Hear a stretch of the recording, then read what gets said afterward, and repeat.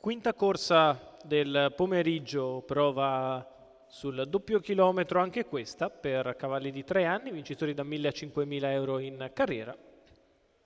Sono in 8 dietro le ali dell'Autostart, una prova in cui è favorita Massilia, numero 1 dello schieramento.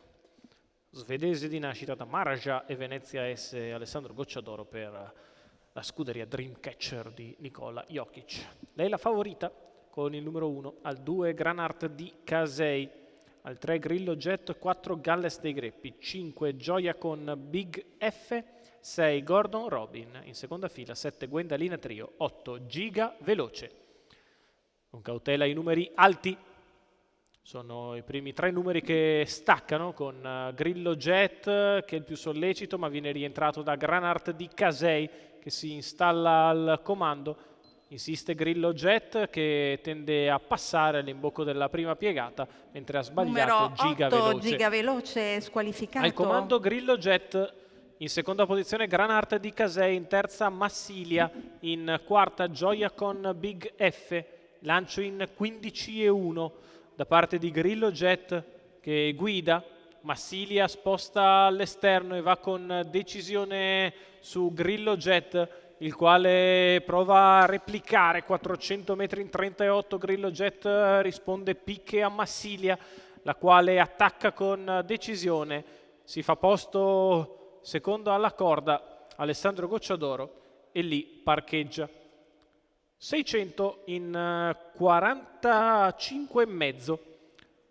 Sulla retta opposta alle tribune Grillo Jet prova a rallentare nuovamente nei confronti di Massilia, Granart di Casei, Gioia con Big F, quindi Galles dei Greppi, mentre risale all'esterno Gordon Robin sulla stoppata da parte di Grillo Jet. Retta di là addirittura in 16,8.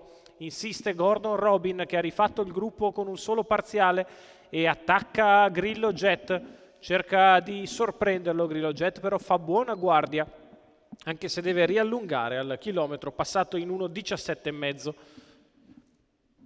Nuovo passaggio davanti alle tribune, Grillo Jet, Massilia seconda in corda e di fuori Gordon Robin, i 3 più attesi, nettamente avanti al resto del gruppo.